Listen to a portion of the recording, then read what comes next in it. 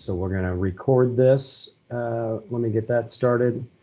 Andy and I basically just want to be here for you, but I'm going to run through a couple things first that I think may interest you. And if they don't, I apologize, but I know a lot of you on this call are new advisors, and just like anything new, there's a lot of bureaucracy, I guess we could call it, is a nice term. But I just want you to understand how to use the conference registration system. Oh, I got to turn off this transcript. That drives me crazy. I can see my words as I say them. Andy, can you keep letting people in? Yes, and I'll monitor the chat too, if there's questions asked there.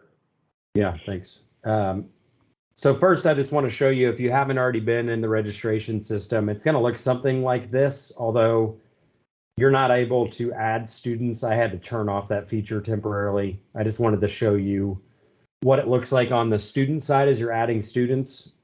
So once you log into the system, which is going to look something like, I got to figure out the best way to get there. Let's do this. It'll look something like this when you log in, except for you won't have anybody populated but yourself as a chapter advisor. So if I need to add a student, you're going to click add student. You will not be able to type in, but I'm just going to put my son in really quick just to show you what it's going to look like. And I know some of you have already registered, and that's great. So down here, this is where you choose all the events that particular student's going to do. So let's say CAD engineering, that's an individual event, and I know that because there's no max team. So let's say my son's doing CAD, and I know for a fact, actually, because he's a freshman now and is in TSA, he's going to do drones. So he's going to be on team 1. So you need to make sure that this number coincides for all the team members. So this has to be a team of 2, no more, no less. And myself as a chapter can submit up to 2 teams. So he's on team 1, let's say, and I'm going to add. So now you'll see he's listed here, and he has 2 events listed for him. And then you can go on and add students as you need to. Let me turn off that feature so you can see what it'll look a little bit different on your side. Give me a second. So when you log in,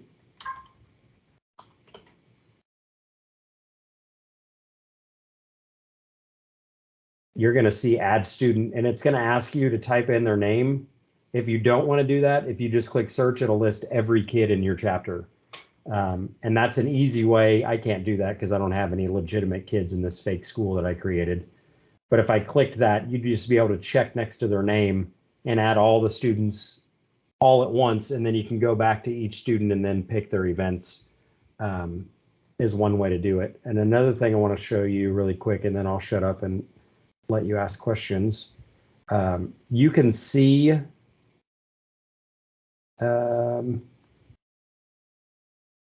I may be saying that prematurely. You should be able to see a schedule, and we will. I think I have to submit, but I don't want to submit. Anyway, you should have a button down here that says view schedule. And what we do at the state level is when you show up on Sunday night or Monday morning or Monday early afternoon, we'll have a hand printed schedule that you can hand each student, and it'll say, Trey Harrell, you need to be in this room at this date and time for this event. So it takes a big stress off of you trying to coordinate up to 30 kids in 6 different events each. So you'll have a custom schedule specific for each student. And I can kind of show you what that looks like. I think I can. Well, let's do this. Let's log in as one of you.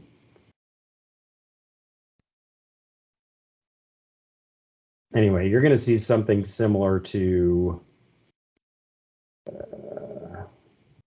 sorry, this system is, as you can see, there are a lot of buttons, and I never remember the right one.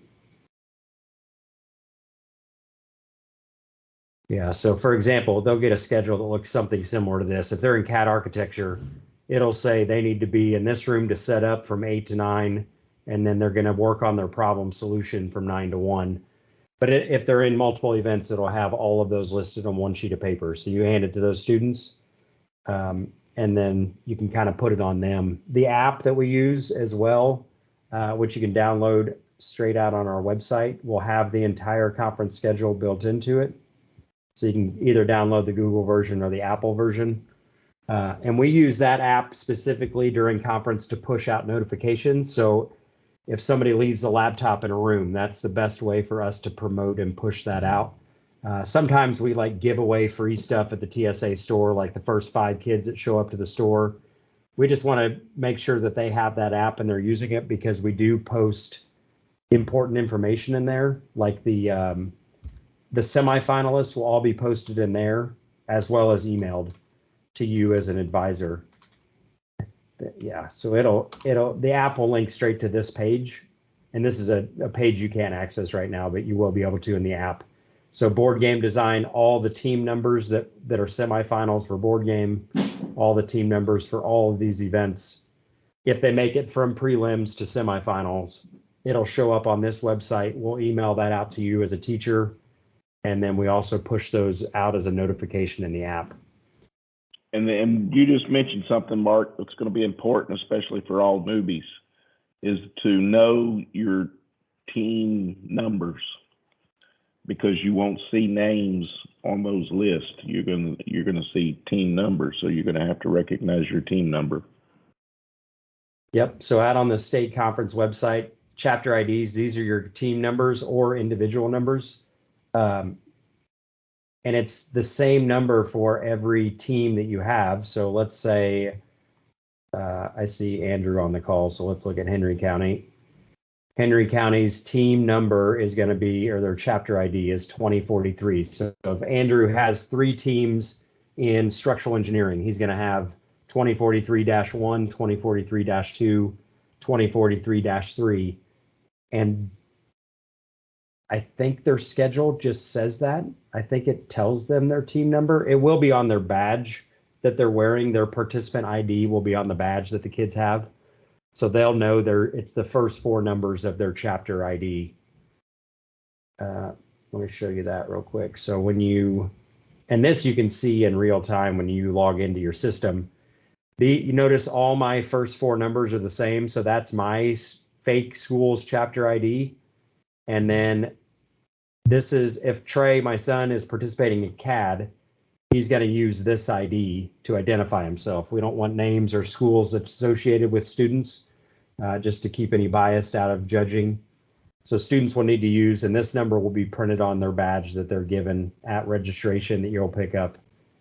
And then, like I said, the first 4 digits there are their chapter ID. So if they're on a team, it's going to be, mine will be 2106-1 if there's only one team. If they're on the second team, then they're going to be 2106-2 and so on.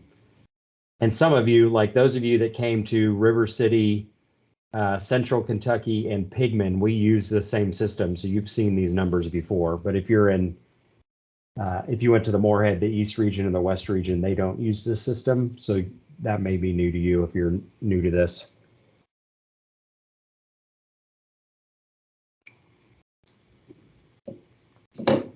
One thing that came up that I'll mention, I had someone ask about chaperones. So chaperones, it's a $50 fee for a chaperone, and Andy and I have looked at the budget. We didn't feel like it was right that the chaperone would come and not get anything. Originally, in previous years, they were not allowed to come to the buffet, because honestly, that buffet, it's like $32 a head. I mean, it's a hotel and they know what they're doing. So if you think about that student registration, $85, at least $32 of that is just paying for our awards buffet. But we've looked at the budget and we're good. Chaperones can attend the breakfast buffet, and they'll also get a t-shirt too. So that their $50 will cover that. And then the rest of the money covers everything else that we have to buy going into this or use. It's amazing how much stage and lighting and screens and all of that costs to rent. So no, if you're bringing chaperones, they'll be able to attend the awards banquet on that Wednesday morning, and they'll get their t-shirt as well. So any questions about anything you see on the screen right now, anything about registration or the hotel or voting delegates. Does anybody have any questions about those three things that I have on the screen right now? I'll just kind of work my way down the website. When we register, we choose the events the kids are going to participate in. Then we once we submit that registration, are we locked into those events, or can any changes be made after registration? You can make changes up until the 7th for no penalty. And then if you make any changes after that, it'll kick in a $15 late fee. So you have between now, like if you go and submit today, and notice, a kid comes down with COVID and can't make it, you can go delete them. That's not going to charge you, by the way, even after the 7th. If you have a kid that gets COVID or a kid that's sick or forgot that he had a debate or something going on, we can delete the kids, or we'll just mark them as no-shows, so that's not a big deal. But yeah, you can go and submit today, and later on tonight, if you want to go in and make a change, you can submit again, and you can submit again as many times as you need to until the 7th, and then it will start charging a late fee once you start making edits after that date until the 13th. And then once the 13th happens, because honestly, I go into the office on the 14th and do nothing but printing all the name badges, all the rubrics, everything starts printing. So at that point, we don't accept changes. And honestly, one thing that will come up is, let's say you have a team of 2 for kayak, or however many are on a team. How many, Susan, you probably know, how many are on a team for kayak? 4? Is it a team of 4? I think it's 2 to 6, but I have 4, yes. Okay, so let's say you have a team of 4 for kayak. Yeah, 2 to 6. So let's say you have a team of 4, one kid drops out, or maybe a kid doesn't realize that they have a conflict and they can't be at UK's pool and back for Tech Bowl in the hotel at the same time. We don't care. Like as long as there's 2 kids that show up, the team is the operative word there. So any team event, if you have a kid that can't come on the trip because he was grounded, that means nothing to us, because we're just using that team identifier. So don't stress too much if you have a team of 2 to 6 and you have 4 kids on the team and one drops out. It ultimately doesn't affect your team competition or participation.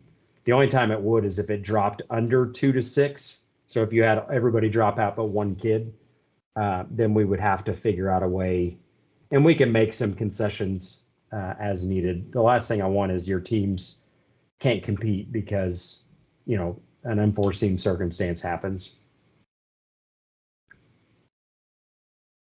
Is there a suggested or common number of events each kid so they're not too busy, but they're not standing around doing nothing?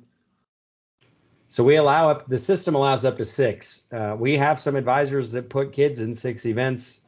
Honestly, the quality of work suffers because of that. I mean, how do you effectively do 6 different competitions? But some of them do. I, as a teacher, when I was an advisor, the students had to do at least one on-site event, and then they had to do one, what do you call them, Andy? Preparatory events? What's the word that you use? Well, an event where they're going to drop off documentation and artifact, and then if they're semifinalists, have an interview or presentation. Yep. So like CAD's a good one. That keeps the kids busy for 4 hours. Tech problem solving keeps them busy. Kayaks, that'll be a half day at least at the pool, just watching all the races. But as a teacher, that was my rule of thumb, is you had to compete in at least 2 events, and at least one of them had to be an on-site. If you're looking for, I know I had this conversation with a couple of you. A performance event versus a presentation event or drop-off event. Yep. Like on-demand video, we post the prompt Sunday night. It'll be in the app. We'll email it to you. And then the students have 48 hours to run around the hotel making a video. And if you need an event to keep kids busy, that's a good one. Because all they're doing is using their iPhones, and then they come back and use iMovie and edit it, and then they submit it by the deadline. But it's something that keeps them, and it's a lot of fun. The kids love shooting those videos all throughout the hotel. And regarding that on-demand video, I think I did notice that the prompts posted Sunday night. Yep. But we won't be coming in until Monday. That's not a problem for that, is it? We just nope. The prompt gets emailed. Any prompts will be emailed. They'll also be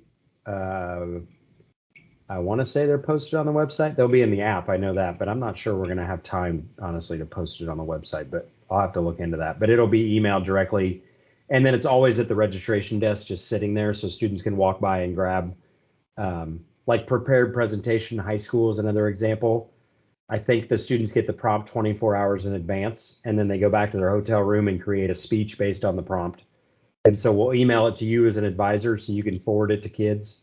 And then we lay it on the registration desk, several copies, so that they can just swing by and grab one if they want.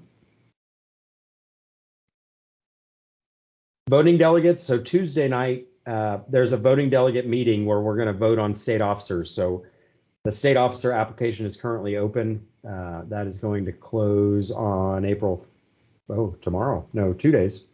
Closes on Friday. So if you have any students interested, they have a couple days left to run for office.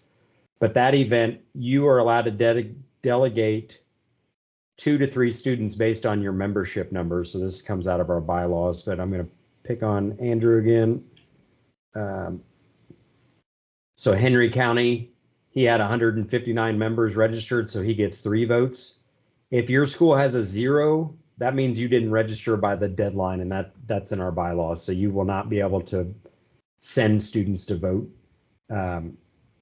But based on these numbers, so Scott, if we look at more, you get 3 votes because you have 131 members in the system. So you'll need to designate back in registration.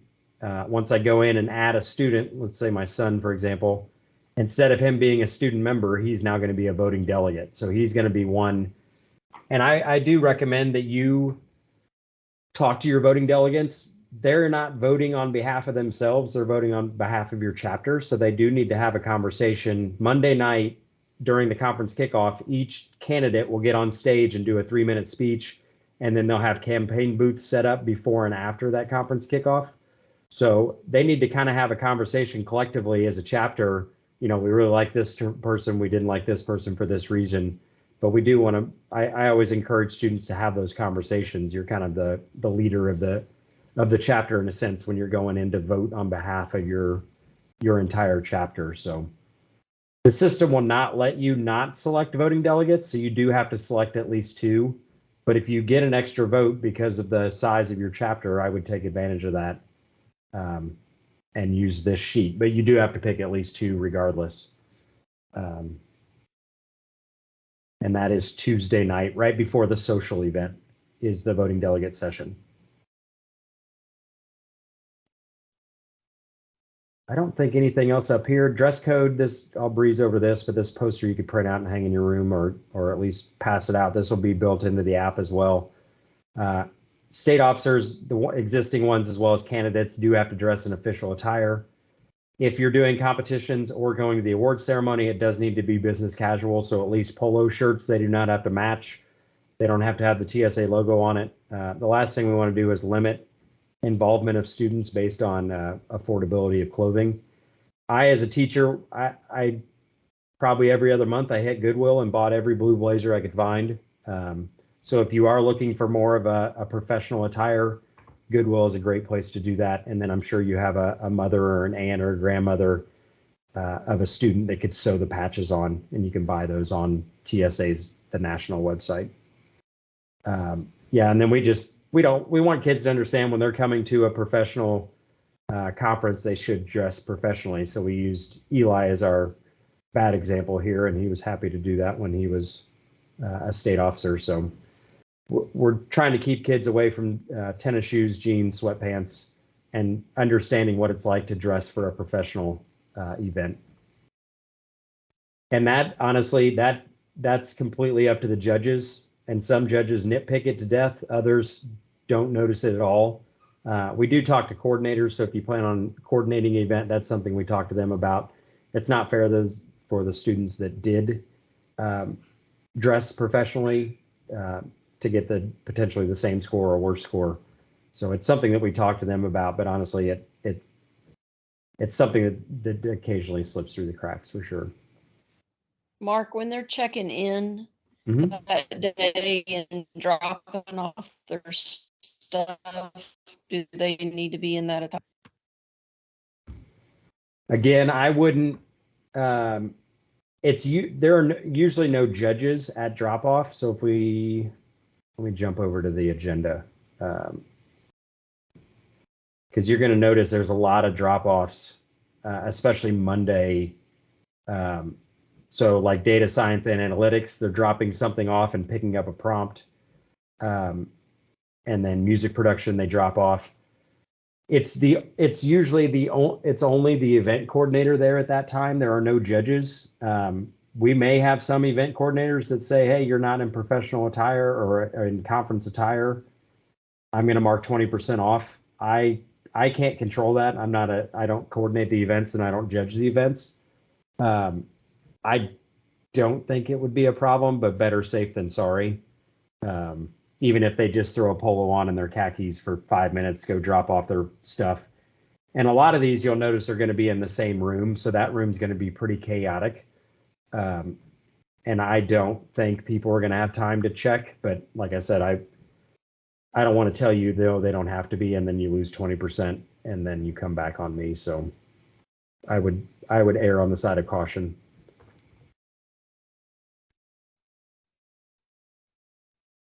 One thing we're going to try different this year, and we're going to see how this goes. Let me show you, and this is going to overwhelm you for a second. And this is something that another advisor developed. They used it for years, even before I took over, and it works out really well. One thing you'll notice on Tuesday, this box here, let me zoom in, even though it's going to get really weird, but we're going to do almost like a science fair feel. One thing that we've heard from advisors over the year is they want to see what good and bad looks like for these. And last year, that's one good thing that did come out of COVID is we recorded and we had everything submitted electronically. So that's all in the Google Classroom now for you. But you can see all of these events are going to run in that room, and we're going to stagger them in such a way that students will be coming and going and presenting in different corners of the room. So there's not a lot of talking over each other, but it's going to have much more of a science fair feel to it, where we'll have tables set up, all the items and portfolios and poster boards and prototypes will all be in that room. And then from 5 to 6:30, that room's going to be open up, so everybody can walk through and see you can take pictures, you can look through binders. You won't know which ones won and which ones were the worst, but you will be able to see, especially for those of you new, because I know, like, off the grid, I have no idea what that means as a competition. And don't freak out if you're not a middle school advisor, because that's not a high school competition. But and then we'll have students come and pick up their projects, and then if they don't, we're gonna move them to another room so they're out of the way. But we're hoping that gives you more of a sense. And I know, you open up that event guide and it's 300 plus pages. And looking through 3 events is hard enough, but when students come to you in every different direction and you're trying to figure out 30 events, it's completely overwhelming. So students will be able to go in there. Advisors will have some eyes in there too, to make sure nothing gets stolen or minimize, breakage and that sort of thing. But we're hoping that goes well. I guess we'll find out. And that will not be conference attire. By then, all those events will be judged. And so if students want to come in just in casual attire, they're more than welcome to for that. That'll be the same thing for the social. So where is it? Voting delegate session ends at 10 o'clock. So that goes from 8 to 10. The social, we're going to break up into multiple rooms. So we're going to have, and this is just a time for students to unwind after 2 solid days of competitions. So there will be cornhole and giant Jenga in one of the ballrooms. We're going to have a silent disco set up. There will be giant inflatables in the main ballroom area. We're going to have board games out in the hallway. Students can bring their own, or we'll just have some on hand as well. We'll have a Super Smash Brothers and a Pac-Man tournament going on in another room. That is complete school appropriate attire, casual attire for sure. Just a fun way for them to unwind.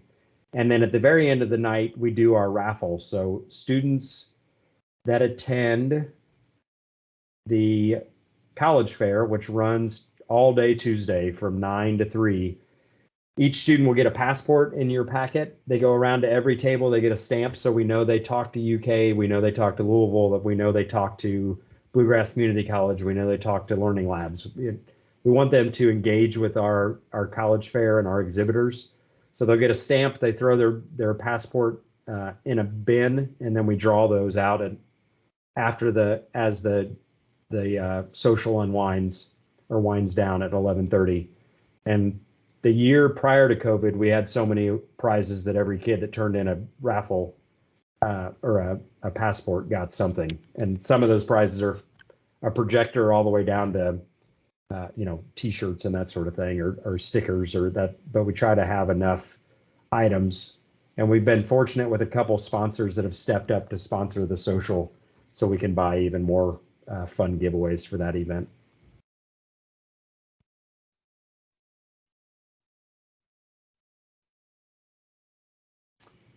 Don't forget your ribbon requests. It's kind of a TSA tradition. Like if you ever go to nationals, and hopefully maybe next year when it's in Louisville, you'll be able to attend. Some students walk down the hallway and those ribbons are dragging on the floor. Like it's like this just fun, innocent thing that students do. They trade ribbons, they trade pins. So request your ribbons, and that way your students, theirs are going to say, competitor. They're going to say voting delegate. Yours will say chapter advisor. So make sure that's just one thing that you add to your checklist. And then there are forms that you're going to need to fill out. This affidavit form is submitted before you can submit registration. So once you're in the system, let me go back and show you. Yeah, so right here, before I can submit, I have to click here to upload my signed. I can I can find that file, upload it, and then I'm allowed to submit my registration. What that does is it saves us time at registration and you time at registration. So rather than, I got too many tabs open now. Rather than dropping all these forms off, you're going to keep those on hand. If a student gets hurt, you need to understand, are we allowed to treat them on site, or do we have to call the parents first? If a kid breaks the code of conduct, that's on you as well as us, but we want you to have these forms handy in case something happens, rather than us throwing them in a box and then we have to dig through and find them if we need to contact a local doctor or figure out if they're allergic to a medication. So by you signing and filling out that affidavit, you're basically saying, I'm going to have all 3 forms for every person that I bring to conference. And you're just going to keep those in your room.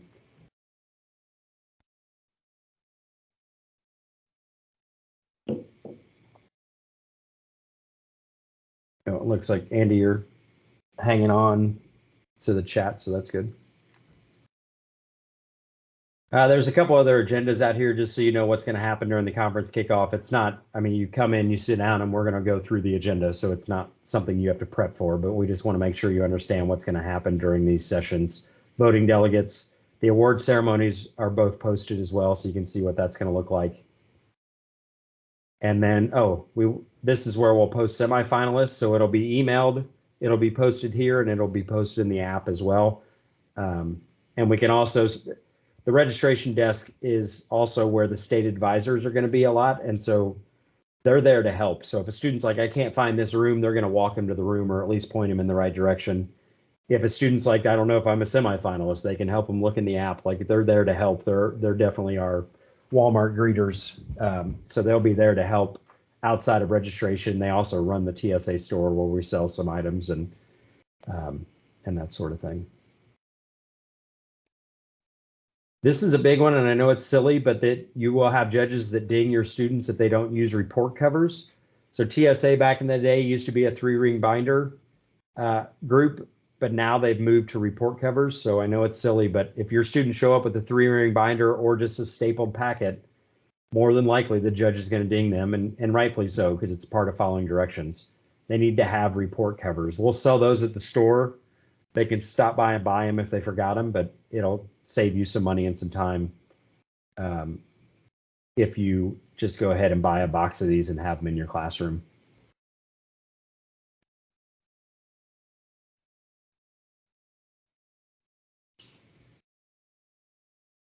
I'll jump out here for 1 second. Please interrupt me because I'm just kind of rambling at this point, but I'm just, as things pop into my head.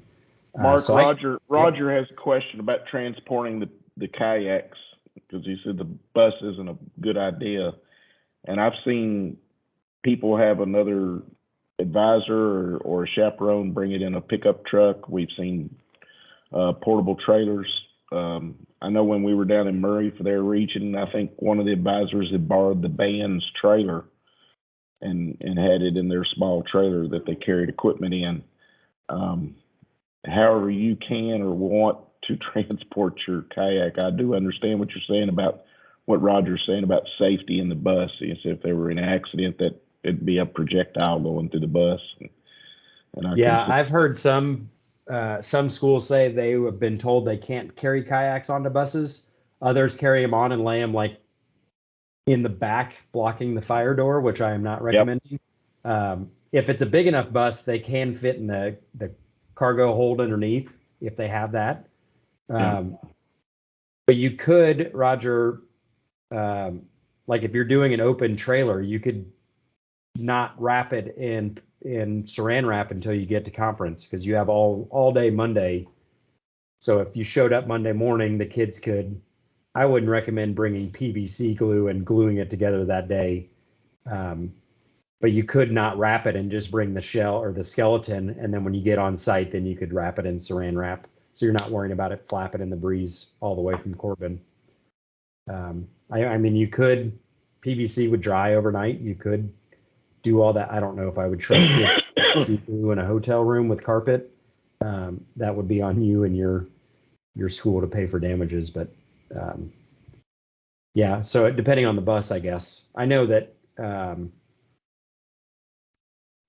Scott, you just brought yours in a SUV, right? It fit in your.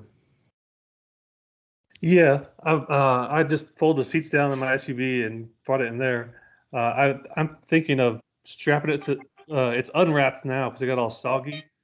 So I'm thinking of strapping it to the roof of my SUV to get to Lexington. But then I'm not sure how I'm getting it once the kids wrap it in their hotel room or whatever. I'm not sure about how I'm going to get it to the pool because I can't fit kids and the kayak in my car. Yeah, and there may be some carpooling opportunities, but I don't know what that looks like right now. I mean, there may be a bus from one school that's going over to UK, and you could. I don't know if they'd let you. I don't know the liability on that. But that may be an option too.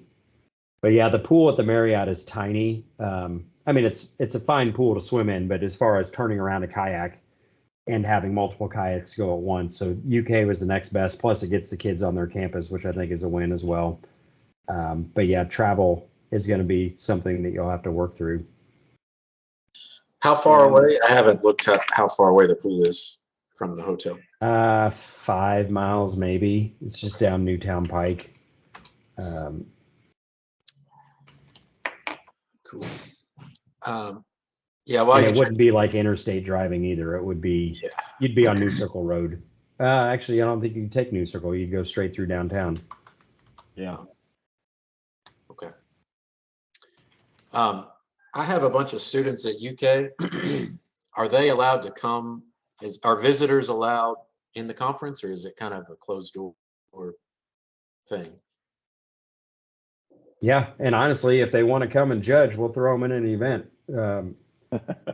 But yeah, they're more than welcome to come and just visit with you. I don't have a problem with that. I mean, they're not, as long as they're not causing trouble. But I can't imagine. Yeah. Mark, Scott had a question about whether he could drop the kayak off early at the pool, and I don't think that's going to be an option, is it? No, they've given us, our contract is the time that it starts to the time that it ends. So yeah, that's not going to be, you won't be able to drop it off Monday. You'll have to, and you can see here, it's 6 miles, 16 minutes to the aquatic center there. But like I said, there may be some opportunity for some carpooling. I just can't speak to that because I don't know who's submitting kayaks right now or what their liability is going to be. There may be somebody that brings a trailer, like Andy was saying, like a covered trailer, and they could throw 8 of them in there. I don't know. That's something once registration closes, I could put everybody in contact with each other and you guys could have that conversation. if that seems like something you'd be interested in. Yeah, that would definitely be helpful. Yep. And one more question, Mark, in the chat. And Susan had this question, and she wanted to know, and I'm assuming this is maybe if a student has multiple events to turn in at one time, can the advisor drop off some of the drop-off documentation and artifacts if the student is busy or has some issue?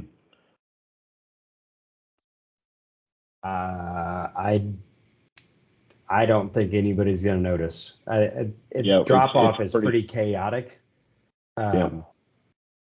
If you look at that Darby Dan room I was talking about, like the only thing is a lot of these events, like if you see here, and I know it's probably hard to see, but middle school community service, high school digital video, high school future tech teacher, high school sci-viz, high school photo tech, those they drop off something, but they're also signing up for a time. So if whoever drops off their stuff, they're going to have to talk to the coordinator and say, sign them up for X time. So they're going to need to know when their availability is, because once they sign up for a time, most coordinators are not willing to change it because it gets chaotic enough. And then you can see some of these events, middle school, high school video game, middle school, high school website, middle school STEM animation, middle school career prep. They're not dropping off anything, but they're just coming to sign up for a time to present. And that'll probably more than likely be on Tuesday. So yeah, I mean, somebody else could drop it off. They could proxy that easy enough, but they would need to know that person's schedule if it's an event like you see on the screen there. And Mark, that brings up one thing that I want to make a comment on. It's going to be very important that documentation and the artifacts are identified by their participant number or team number. So if it has a portfolio on the cover page, it should have the either individual participant number or the team number on it. And if it has an artifact, it doesn't hurt. Like if it's a dragster car, take a permanent marker underneath and write that number on it. If it's a prototype for some type of event, that it has a sticker on it somewhere or something that has that team number or individual number on it. You just don't want to drop something off with no identification. Then the judges, they can judge it, but they don't know who to give the points to. So that's a very important thing to make sure that it's covered. Yep, and we print these labels for each event. So right now there's only one animatronics team in the system, but this will be a little sticker. So when they check in, the coordinator should give them that sticker and they stick it on their robot or whatever they're doing. And then architecture design on their portfolio, they should, because it's part of the specs for the portfolio, they have to have a cover page with their team identifier on it. But they'll be handed this sticker to put on their actual model. So we'll be able to distinguish that, because like I said, that room will get a little bit chaotic, but ultimately it is up to their student and the team to make sure that before they drop off and walk out of that room, that we know whose project that actually is.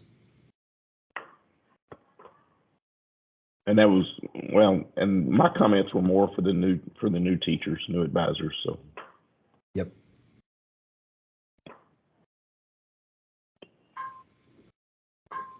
All right, I'm making myself a note about PVC kayak. Go ahead. Caleb's asking about parents wanting to come and watch a competition, if that's possible. There are some competitions that are available to be watched and some are not.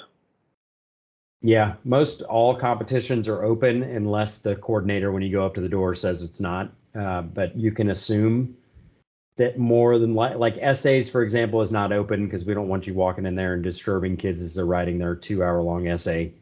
But a lot of the other events, tech problem solving, you're welcome to walk in and kind of see it. Drones, I think, is going to be a popular one to watch. Vex Robotics is one. Dragsters, everybody loves watching those dragsters fire down the track. But you can always just lightly knock on the door and ask. But yeah, having parents stop by isn't an issue. That's fine with me. if they're going to be there overnight, they're more, in my opinion, a chaperone. So they probably need to be registered. And then, like I said, they'll get the awards breakfast and the t-shirt will be included in their registration. But if they're just stopping by for an hour or two to see their kid, that's not an issue.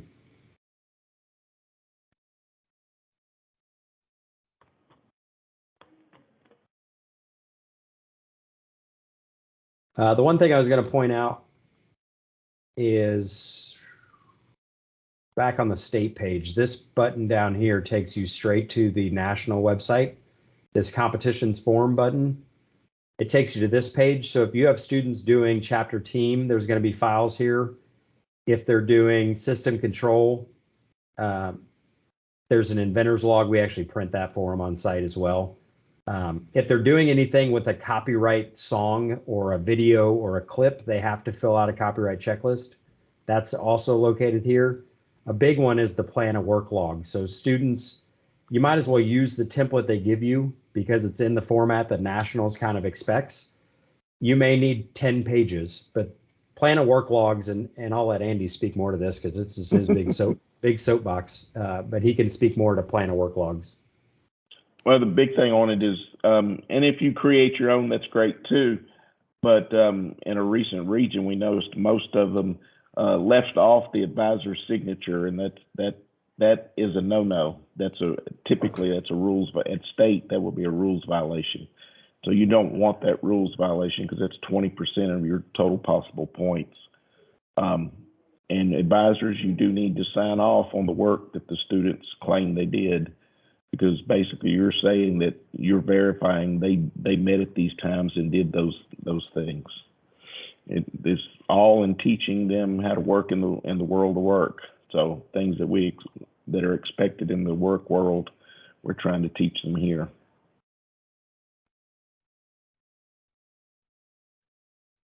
Yeah, and there are other forms out there that you may need. If you're doing structures, for example, there's a verification form that you have to do middle school and high school.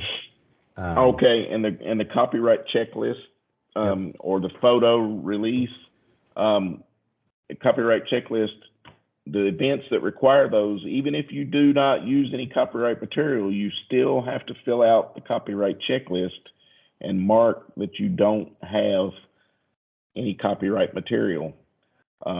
If you don't have that form, you're going to lose points. And the advisors, again, this is another form that the advisors have to sign off on. Yeah, one that comes to mind specifically is like digital video high Yep. school. I'm sure has, well, maybe I misspoke. Did I? Yeah, required Yep. forms are present. So if they show up to digital video and don't have the copyright checklist, they're automatically going to be disqualified because that's just a big thing that Nationals puts into these rubrics. At Region, we tried to just make comments, but we didn't really mark it against them as much as especially in the two new regions. But at state, that will get deemed.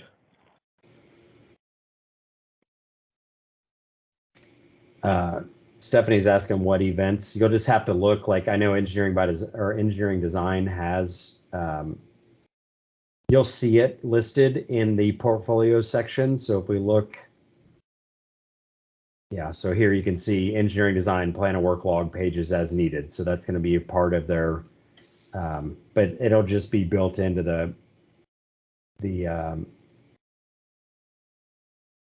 portfolio section, and you'll be able to find it on the rubric too. So I can't tell you, it's probably half of the events require a plan of work log. Anything that they're doing, if not more. Anything they're doing a lot of work at school, they have to document that work. So architecture design is going to be one that they're going to have a plan of work log. Engineering design, CAD, where they do everything on site, is not going to have a work log. So just think about children's stories will probably have a work log. Animatronics, I know, does. Board game design does. So think about events that they're going to do a lot of work up front. Those are going to be the ones that they're going to have to document what they did, who did it, and how long it took them. Yep, Andrew, you're right. Board game design does have. Just about any event that has the portfolio documentation is going to require a work log. Yep, that's a good way to look at it. Yeah, and you can see this is board game design. Copyright checklist is required for this one as well. So you just have to dig through the portfolio section. And this should be in order. I mean, it even says that document in this order. So they'll have a cover page, table of contents, so on and so on, all the way down through the end of it. You'll notice a lot of times it'll say, this is another reason we print those little stickers like the USB. They're going to turn in a USB for this one. We try really hard to get those back to you. If a student doesn't put that little sticker on it, I can't promise you that you'll ever see that flash drive again. So make sure students aren't turning in like 2 terabyte flash drives that cost $85, because inevitably we're going to lose 1 or 2, and it's just the change of hands happens multiple times. Like I said, if it has a sticker on it and I find it laying around, I mail them to you if we find them after the fact or it got thrown into the wrong folder. But please tell your students if there's something that is a USB documentation, like this one, for example, not to bring like a $50 flash drive. It needs to be a cheap flash drive. We also sell them at the TSA store for pretty cheap if they just want to use a cheap one. And like I said, we do the best we can to get them back, but those things inevitably fall down into a folder and we may not find them for a couple weeks, or we do the best we can.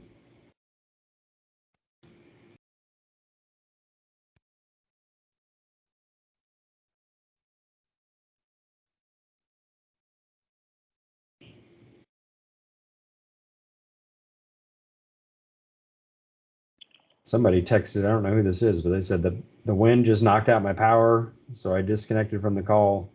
I'll watch the recording. 270 number. I don't know who we just lost, but anyway. Stephanie, you want to ask unless anybody else has just general questions, Stephanie had a couple event-specific questions that she wanted to ask. And if anybody else has specific event questions, a good time to ask them. No, Stephanie just said the wind's bad there as well. Yeah, it's coming down here. On the future technical educator, that's the first one that I have questions about. Can the presenter and audience be in the video? The specs say no identification of any kind. So are they allowed to show their face, was the question. Which event again? Sorry. Future tech teacher. Future technical educator. Yeah, I think the intent of this one, this is another USB flash drive submission, is they're basically just talking over their screen. This event, they've changed substantially. It used to be they had to write lesson plans and they came into a room and actually presented as if they were presenting to a group of students. But from what I understand now, it's more like you're doing a Zoom call and you don't have your camera on. Is kind of how I picture it. Andy, what do you think? Oh, I thought you were videotaping a lesson.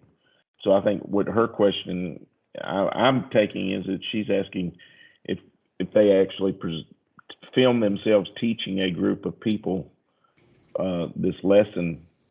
I would just say, as long as they don't do close-ups of the students in the room. There's somewhere in that document that it says that you, there's the identification of any kind, but then later it says something about getting permission if you're using participants. Yeah. When they say identification of any kind, they're saying you can't have like Owensboro Innovation Academy in the background. They don't want the judge to know where that kid is from. The kid shouldn't wear a polo shirt that says their school on it. And the other that's the way I took it too, but I'm just making sure. And the other is the video permission forms. If you have an identifiable person, in other words, the picture is clear enough that you could identify who they are, then they have to fill out one of those permission forms, and it has to be in the portfolio. And that's right here, back out on that competition form page, consent and release form. You just type in all this and just have it in your portfolio. Okay, the last question on that event is, Mhm. since we're only doing preliminary rounds at state on that event, not semifinal, I think it says on the national page, that page you were just on, that there's a 3-minute thing to answer questions from judges. Is that true at state? No, I No. don't think so. They're going to submit their video and documentation, and it's just going to be judged. There won't be any interview. Okay. That's weird that. Yeah, they drop off their video Monday at 12:30. I don't know why my sheet will not. Oh yeah, and that's the only thing they do. They drop it off and they're done. There is no presentation. That's why it doesn't show up more than once. Yep. Okay. So yeah, that's one of those events. Then on the yeah, go ahead. Oh no, you're fine. I'm sorry, I didn't mean to interrupt you. On the structural design, which is the bridge Mm-hmm. thing, so are they supposed to build a bridge at school first, test that whole bridge, and then when they're filling out that assessment form, use that as their predicted failure, and then bring another bridge to the competition to be tested again? Yeah, so on this, sure I get high school. Well, the Analysis assumption and is that assessment form. during the year while you're designing your trestle bridge, that you're going to make several versions of it and test it, and then make reiterations using the design process. You're going to improve your design as you go because of the tests that you make. Whether you do that or not, we're not going to know, but you do have to fill out that form that talks about what you learned from those tests and how you changed your design. Now, whether you just test certain small parts of the structure, a segment because you're trying to decide what type of lattice work you're going to use in between. That's up to you, but you do come to state with one pre-built structure that will be, and documentation that will be tested and inspected and tested, and the documentation scored. Then the top 20 teams will build one on site later that day, and then the next day they will be tested to determine the top 3. So that assessment form is filled out completely when we first get there? Yes, it should be part of the documentation that is submitted with the pre-built bridge. Okay, and then I'm assuming that all those laminations, like the L, there's a L, there's a Z, T laminations, you can't put those together and make an I. I'm only asking because the kids asked it, but. And they will look for every loophole they can find. I know it. I wouldn't do anything that's not in that picture that's on part of the. That's what I told them. They want to make an I-beam so bad, but I'm like, I don't think so. No. Because this bridge is a little different than the one we tested at Murray, so. Yeah, I wish Murray would use the TSA guide, but they don't. They have their own prompt that they create. Yeah. Which I guess is okay. I mean, we can use that information they definitely have tested it, just wasn't exactly this one. Yeah. But anyway, and they tested one at school before they even took that one Murray. So we've done several iterations. Yeah, one thing you'll notice, and you may have already caught this, but we're going to randomly draw the offset of the two embutments on each side. So the students need to make sure that the test area in the middle, I think, is a 2 foot wide. Does that sound right, Andy?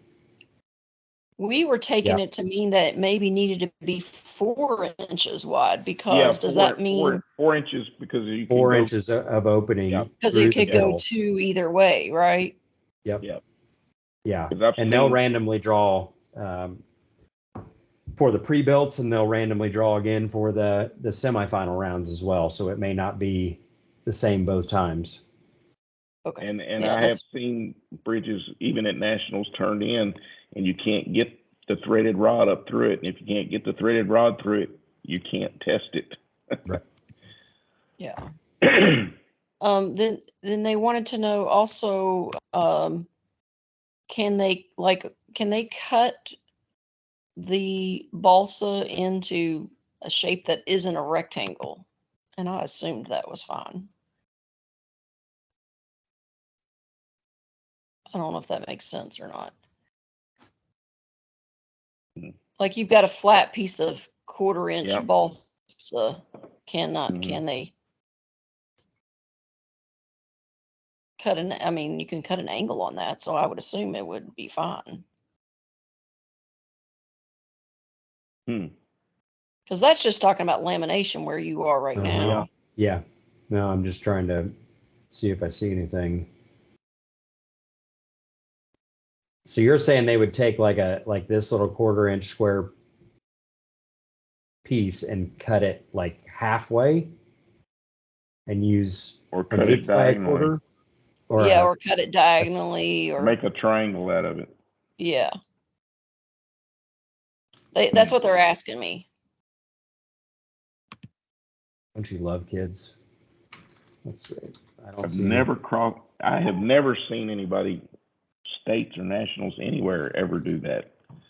But and I don't know what you gain, but I don't see where that's going to be. I don't see where that would be penalized. No.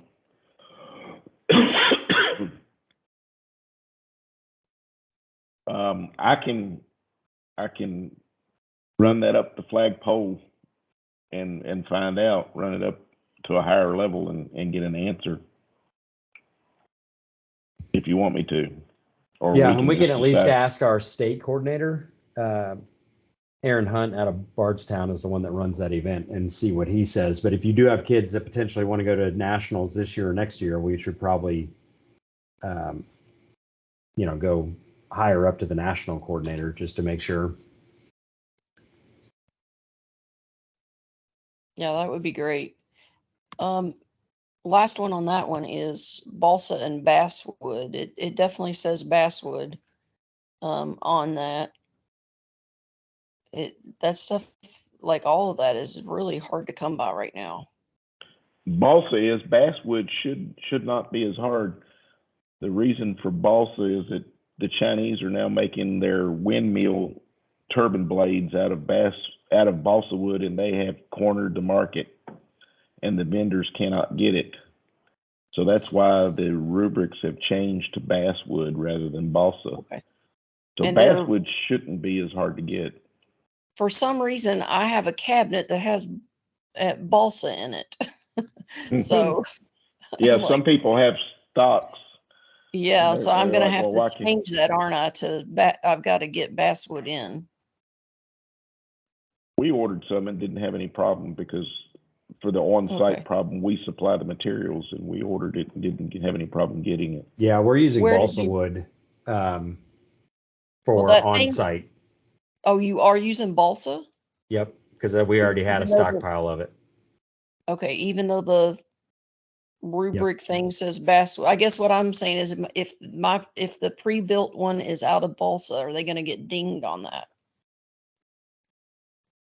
No, but it's not going to perform well compared to basswood. It'll break a lot quicker. Yeah. Okay. We ordered Pittsco, I think, is where we ordered ours. Mm-hmm. Okay. Yeah. And they're pretty quick. I mean, within 5 days, you probably have it. Okay. After you order, you can get it on Amazon too. I've seen it. I don't know. Yeah, it was a little longer to get here, believe it or not. Okay. But yeah, I'm going to order it in the next couple of days, and I think we'll be okay. We're on spring break next week, so I'll have it for them when they get back. Okay, last question, and this one's on the CAD modeling. It says that the software needs to be downloadable, but my kid uses Onshape. Yeah, that won't be a problem for state. Would it 'Cause be a we- problem if he advances? Do you know? Nope, Okay. I don't think so. Is there something about Onshape I'm not getting? It's cloud-based. It's not It's downloaded onto the cloud-based. machine. Oh, The, okay. the worry is if there's not Wi-Fi. Internet. Um, That but I may know be an this issue year at National Nationals. Conference, they're going to have Wi-Fi Oh, throughout the okay. whole conference room. Is I was told that on a call.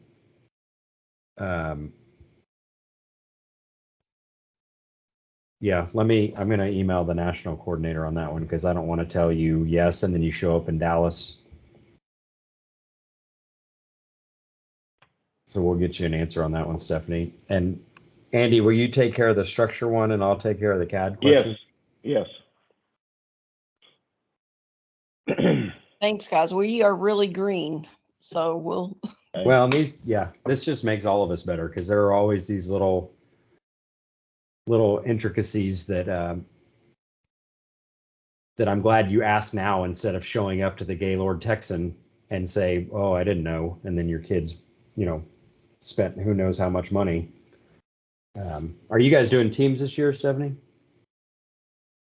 Yeah, we did it the last week. We may not continue if they don't change their. Not trying to badmouth anybody, but they went from inviting 3 teams per state to nationals to 25 teams from the whole country. So we're not real pleased with them right now. Yeah, that's unfortunate. We are hoping it's a COVID protocol, but can't get an answer on that. So we did it one more year, but we'll see if it's that way next year. We're probably done with it. Yeah. It may be, and I'm just talking off the top of my head, of all the sites that we have nationals at, the Gaylord Texan is the smallest. So it may be a space issue that they're worried about not being able to have enough room. But don't they usually do teams and then national conference? No, it's during national. It's the same time? Nationals. It's during nationals. Got it. Yep. Yeah, the one thing I didn't mention, but I should have when a majority of you were on the call, was the event modification guide. So there's a middle school and a high school tab. This is just accommodations that we have to make for a whole host of reasons, mostly time and space. But so like, for example, digital video, we're not doing semifinal interviews. Stephanie, like you said, future tech teacher, no semifinal round. Video has to be submitted on a flash drive. So we've just made notes over here. So make sure your students are aware of this document as well.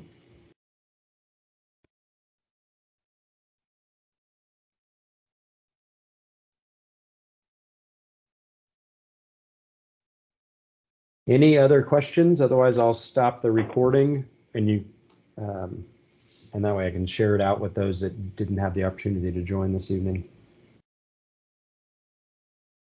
You still recording? Yes. Do you want me to turn the recording off?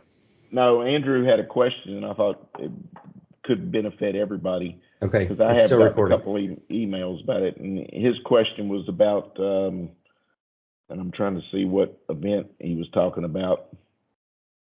But he was talking about using USBs and turning in media events. And he was asking what platform they should use, because the kids can save things in like MOVs and MP4s and MP3s and there's oodles of them. But the rule guide says that it has to be able to be opened by the judge on whatever machine they're using. So it has to be an easily accessible format that anybody, whatever machine a judge might have that's going to judge it, they have to be able to open it.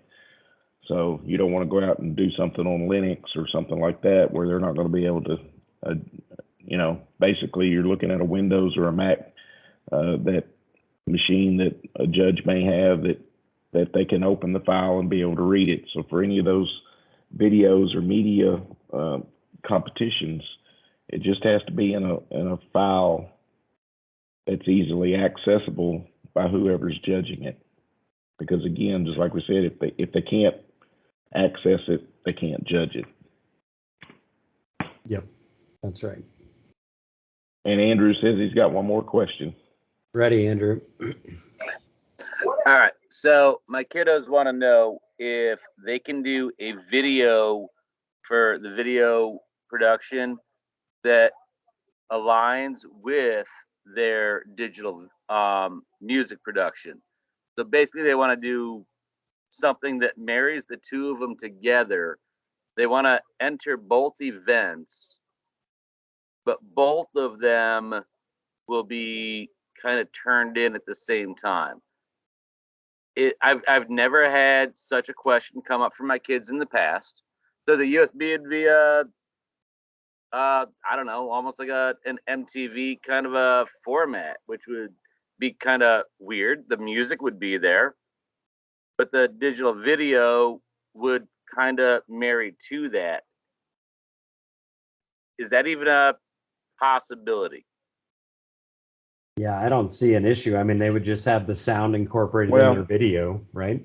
You have a theme. You have a theme for the video, and I can't even think off the top of my head what that theme is for this There's year. a theme for music production too. The theme for music production. Yeah. So I'm not sure. The musical how piece should be energizing, interesting, and of a spirit consistent with the Technology Student Association. Something that would be played during the closing general session. So, we do have some students that do like techno hip hop free rapping, and that to me is not something that you would hear at the closing ceremony at a TSA national conference. So just keep that in mind. And then the theme for digital video, and I'm about there, I'll beat you. is day in the life, self-school, family, friends, etc. So I'm not so the sure song, how. you may be able to play the song, but Yeah. maybe. But what you would have to do there is turn in. Each event would have to have their separate turn-in, even if it was the same file. You would have to turn it in 2 different places. You couldn't just turn in one and say this is for both events. Does that make sense? It makes total sense. And they were brainstorming today and came up with the idea. I don't know is that they have a solid platform to work on yet, but for some reason they were excited about it, and I didn't want to poo-poo their parade yet. But on the same token, I didn't want to say, wow, what an awesome idea, and have them spend time on it. Yeah.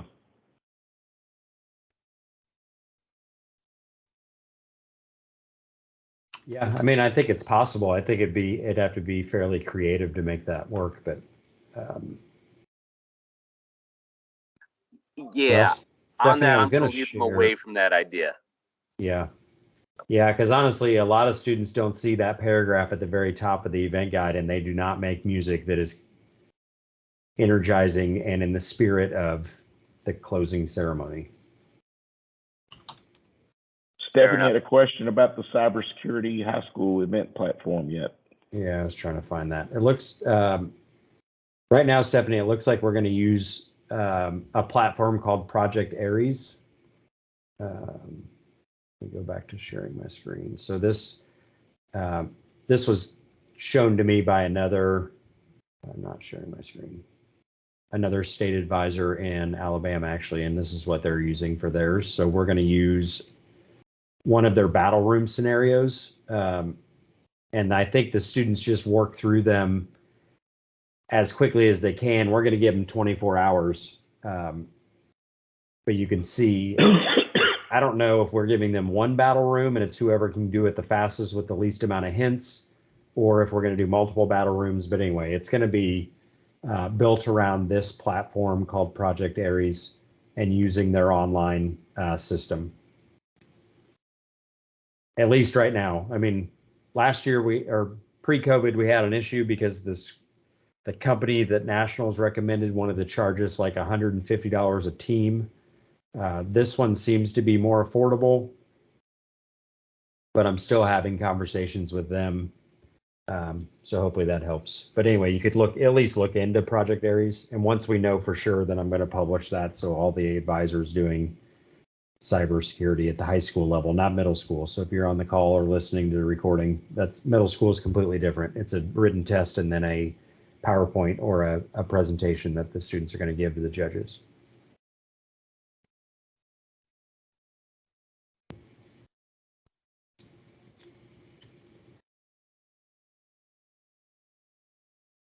Well, with that, and I'm sure things will pop in your head, but that's what Andy and I are here for. We don't want you to come into this blind. So if there are things that pop into your head, please just text us, email us, call us.